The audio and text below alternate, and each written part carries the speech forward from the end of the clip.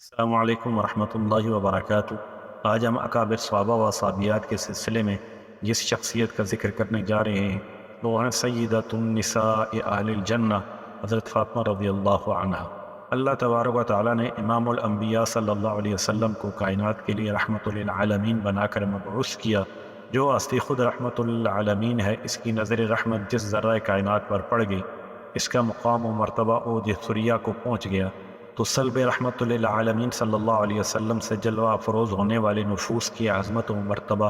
اور مقام کتنا اونچا ہوگا، اس کا اندازہ شاید کائنات میں کسی کو نہ ہو۔ بہرحال اتنا ضرور ہے کہ رب محمد صلی اللہ علیہ وسلم نے اپنے محبوب پر درود و سلام اللہم صلی علی محمد وعلی آل محمد میں آپ کے آل و اولاد کو بھی قیامت تک کے لیے شامل کر دیا۔ دنیا میں کائنات کے سردار حضور صلی اللہ علیہ وسلم کی رخت جگر وہ چہیتی اور جنت کی عورتوں کی سردار ہونے کا شرف جس عظیم المرتبت ہستی کو حاصل ہے، انہیں حضرت سیدہ فاطمہ رضی اللہ تعالی عنہ کہا جاتا ہے۔ آپ کی ولادت باسعادت بعثت نبی صلی اللہ علیہ وسلم سے 5 سال قبل 20 جمادی الثانی بروز جمعۃ المبارک مکہ مکرمہ میں مروہ پہاڑی کے دائیں ہاتھ ایک اونچا بازار تھا۔ اس بازار کی ایک گلی میں جہاں کسی زمانے میں صرافوں کی دکانیں ہوا کرتی تھیں، حضرت خدیجہ الکبریٰ رضی اللہ عنہا کا مکان تھا۔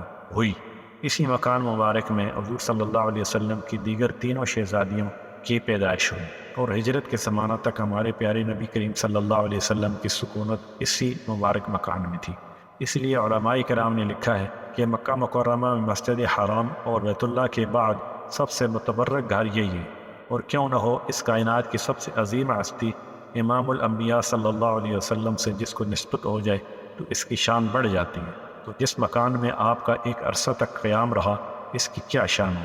حضرت فاطمہ رضی اللہ عنہ کی عمر مبارک ابھی صرف 5 سال ہی کی تھی کہ آپ کی والدہ ماجدہ ام المؤمنین حضرت سیدہ خدیجہ رضی اللہ عنہ کا انتقال ہو گیا، اور یوں آپ رضی اللہ عنہ نے شفقت پدری کے علاوہ شفقت مادری بھی اپنے پیارے ابا جان صلی اللہ علیہ وسلم سے حاصل کی، اور یقیناً آپ چونکہ سب سے چھوٹی اور چہیتی تھی تو آپ کا اکثر وقت منبع برکات و تجلیات کی آغوش رحمت میں گزرتا تھا۔ حضرت فاطمہ رضی اللہ عنہ کی اپنے ابا جان سے محبت دنیا کے کسی پیمانے سے جانچی نہیں جا سکتی۔ یہ محبت بڑی ہی والہانہ اور بیان سے باہر ہے۔ حضور صلی اللہ علیہ وسلم کو اپنی اس چاند سی شہزادی سے اتنا پیار تھا کہ آپ علیہ الصلاۃ والسلام جب بھی کسی سفر پر روانہ ہونے کا قصد کرتے تو پہلے اپنی چہیتی بیٹی کے گھر جاتے اور ان سے ملاقات کر کے اپنی آنکھوں کو اپنے لخت جگر کی زیارت سے ٹھنڈا کرتے اور پیار سے ان کی پیشانی مبارک پر بوسہ دیتے، اور بے مثال بیٹی فرد محبت میں اپنے پیارے ابا جان صلی اللہ علیہ وسلم کی دست بوسی کا شرف حاصل کرتی۔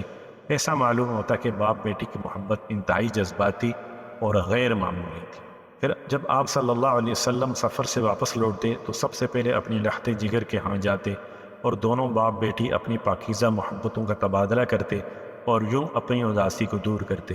عظیم المرتبت باپ پیغمبر آخر الزمان حضرت محمد صلی اللہ علیہ وسلم کو جب اپنی لخت جگر سے اس قدر محبت تھی کہ ایک موقع پر انتہائی جذباتی انداز میں ارشاد فرمایا، فاطمہ میرے جگر کا ٹکڑا ہے، جو چیز اسے اذیت دے اس سے مجھے اذیت ہوتی، اور جو بات اسے پریشان کرے وہ مجھے بھی پریشان کرتی۔ حضرت فاطمہ رضی اللہ عنہ کو اپنے ابا جان سے غیر معمولی محبت تھی۔ نبوت کے ابتدائی دور میں ایک دن حضور صلی اللہ علیہ وسلم بازار سے گزر رہے تھے کہ ایک بدبخت گستاخ نے آپ صلی اللہ علیہ وسلم کے سر اقدس پر نعوذ باللہ مٹی ڈال دی۔ رحمت للعالمین صلی اللہ علیہ وسلم اسی حالت میں واپس گھر لوٹے۔ چہیتی بیٹی نے جب اپنے کریم ابا صلی اللہ علیہ وسلم کی یہ حالت دیکھی تو پھوٹ پھوٹ کر رونے لگی۔ وہ اپنے ابا جان کا سر دھوتی جاتی اور فرط غم میں آنکھوں سے آنسو بہاتی جاتی۔ آپ صلی اللہ علیہ وسلم نے فرمایا، میری لخت جگر صبر کر، اللہ رحمان و رحیم تمہارے باپ کا حامی و مددگار ہے، وہ تمہارے والد کو قریش کی دست درازیوں اور ایذا رسانیوں سے محفوظ رکھے گا۔ حضور صلی اللہ علیہ وسلم کا سیرت نبی صلی اللہ علیہ وسلم کا مطالعہ کرنے سے معلوم ہوتا ہے کہ اگرچہ آپ صلی اللہ علیہ وسلم کے جانثار صحابہ رضوان اللہ تعالی علیہم اجمعین نے ہر کھٹن موقع پر حضور صلی اللہ علیہ وسلم کا ساتھ دیا، مگر آپ کی اس چہیتی و لاڈلی شیر خدا حضرت علی کرم اللہ وجہہ کی زوجہ نے سب سے پہلے آگے بڑھ کر اپنے پیارے ابا جان صلی اللہ علیہ وسلم کا دفاع کیا۔ جو ماں خود اتنی جانفار اور بوفا ہو تو اس کے بطن سے جنم لینے والے شہزادے کس قدر اعلیٰ و عرفہ شان والے ہوں۔ اللہ تعالیٰ نے حضرت فاطمہ رضی اللہ عنہا کو حضرات حسنین کریمین رضوان اللہ تعالیٰ علیہم اجمعین جیسے ایسے شجاع اور قابل فخر فرزند عطا کیے کہ جنہوں نے اپنے نانا علیہ الصلاۃ والسلام کے دین کی آبیاری کے لیے اپنی جانوں کے نذرانے پیش کر دیے، اور یہ ثابت کیا کہ ان کی رگوں میں سیدۃ النساء اور عہد قرار جیسی عظیم المرتبت ہستیوں کا خون دوڑتا ہے، اور یہ وہ عظیم شہزادے ہیں کہ جن کی اماں جنت کی عورتوں کی سردار اور یہ جنت کے نوجوانوں کی سردار ہیں۔ حضرت فاطمہ رضی اللہ عنہا زائدہ عابدہ تھی، ہر گھڑی اپنے رب کی یاد میں بسر کرتی، اس کے علاوہ امور خانداری بھی انتہائی ذمہ داری سے نبھاتی۔ ایک دفعہ آپ کے محبوب خاوند شیر خدا حضرت علی کرم اللہ وجہہ نے آپ سے کہا اپنے ابا جان کے ہاتھ سے کوئی خدمت گزار باندی وغیرہ لے آئیں کہ ہاتھوں اور سینہ پر دن بھر کی تھکان زدہ مشقت سے داغ پڑ گئے اور خاصی نحیف ہو گئی تھی۔ چنانچہ جب آپ رضی اللہ عنہ کائنات کے سب سے عظیم و شفیق ابا جان کے پاس اپنی حاجت لے کر آئیں تو حیا کا اس قدر غلبہ ہوا کہ بنا سوال کے واپس گھر لوٹ آئیں۔ زہرا کے ابا صلی اللہ علیہ وسلم فوراً اپنے لخت جگر کے گھر پہنچے اور پوچھا میری شہزادی آپ گھر تشریف لائیں اور پھر جلد واپس لوٹ آئیں، آخر کیوں؟ شرم و حیا کی پیکر بیٹی آنکھیں جھکائے کھڑی رہیں۔ اتنے میں ان کے خاوند سیدہ علی المرتضیٰ رضی اللہ عنہ فرمانے لگے میں نے ہی انہیں آپ کے ہاں کوئی باندی و غلام لینے کے لیے بھیجا تھا جو امور خانداری میں ان کا ہاتھ بٹا دے۔ یہ سن کر رحمت للعالمین صلی اللہ علیہ وسلم نے اپنی سب سے چہیتی و لاڈلی بیٹی کو جو فرمایا وہ قیامت تک کے لیے ہر بیٹی کے لیے سوا ہے۔ ارشاد فرمایا فاطمہ بیٹی صبر کر، حضرت موسیٰ علیہ السلام اور ان کی بیوی کے پاس 10 برس تک ایک ہی بچھونا تھا، وہ بھی ان کا چوغا تھا، رات کو اسی کو بچھا کر سو جاتے تھے۔ تو تقوی حاصل کر اور اللہ سے ڈر اور اپنے پروردگار کا فریضہ ادا کرتی رہے اور گھر کے کاروبار کو انجام دیتی رہے، اور جب سونے کے واسطے لیٹا کرے تو سبحان اللہ 33 مرتبہ، الحمدللہ 33 مرتبہ اور اللہ اکبر 34 مرتبہ پڑھ لیا کر، یہ خادم سے زیادہ اچھی چیز ہے۔ فرما بردار بیٹی نے عرض کیا میں اللہ اور اس کے رسول سے راضی ہوں۔ سوچنے کی بات ہے دو جہاں کے سردار اپنے جگر کے ٹکڑے کو کیا کچھ نہیں دے سکتے تھے؟ آسمان سے حوریں بھی ان کا ہاتھ بٹانے کو اپنے لیے سعادت سمجھتی، لیکن دنیا کا چند روزہ راحت و آرام آخرت کی لازوال زندگی کے مقابلہ میں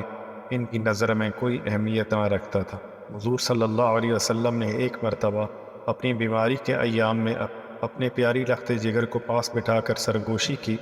جس کے بعد سیدہ کی مبارک آنکھوں سے آنسوں کی جھڑی جاری ہو گئی۔ یہ دیکھ کر زہرا کے ابا نے دوبارہ سرگوشی کی، جس کے بعد وہ مسکرانے لگی۔ دراصل حضور صلی اللہ علیہ وسلم نے اپنی پیاری بیٹی کو اپنے وصال کی خبر دی تھی، جسے سن کر وہ رو پڑی، تو پھر آپ صلی اللہ علیہ وسلم نے انہیں تسلی دینے کے لیے ارشاد فرمایا فاطمہ بیٹی میرے گھر والوں میں سے تم سب سے پہلے مجھ سے ملو گی، اور میں تمہارے لیے کتنا بہترین پیش رو ہوں، اور کیا تم اس بات پر راضی نہیں کہ تم تمام جانوں کی عورتوں کی سردار بنو؟ تو اس پر مجھے تسلی ہوئی اور میں ہنس پڑی۔ چنانچہ باپ بیٹی کی محبت اتنی شدید تھی کہ حضرت فاطمہ رضی اللہ عنہا اپنے ابا جان صلی اللہ علیہ وسلم کی وفات کے بعد صرف 6 ماہ قلیل عرصہ زندہ رہیں، اور پھر ہمیشہ کے لیے اپنے پیارے ابا جان صلی اللہ علیہ وسلم کے پاس عالم برزخ میں چلی گئیں۔ آپ رضی اللہ عنہا کی وفات ہجرت کے 11ویں سال رمضان المبارک میں رات کے وقت ہوئی، اور آپ کی وصیت کے مطابق آپ رضی اللہ عنہا کو رات کے اندھیرے میں مدینہ منورہ کے قبرستان جنت البقیع میں دفن کر دیا گیا۔ مسجد نبی صلی اللہ علیہ وسلم میں باب السلام سے داخل ہو کر حضور نبی کریم صلی اللہ علیہ وسلم کے روضہ مبارک پر درود و سلام پڑھنے کے بعد جو نہیں ہم باب جبرائیل علیہ السلام سے باہر نکلیں تو بالکل سامنے کچھ ہی فاصلے پر جنت البقیع کا تاریخی قبرستان ہے، جس کے داخلی دروازے کی دائیں جانب حضور صلی اللہ علیہ وسلم کی پیاری لخت جگر حضرت فاطمہ رضی اللہ عنہا اور ان کے بیٹے حضرت امام حسن رضی اللہ تعالی عنہ کے ان کے علاوہ حضرت عباس رضی اللہ عنہ، حضرت عقیل بن ابی طالب رضی اللہ عنہ اور دیگر اہل بیت کے قبور ہیں۔ اللہ تعالیٰ ان قدسی صفت ہستیوں کے درجات کو مزید بلند کرے اور ہمیں ان کی سچی محبت اور اطاعت کی توفیق پر رحمت فرمائے، آمین۔ السلام علیکم ورحمۃ اللہ وبرکاتہ۔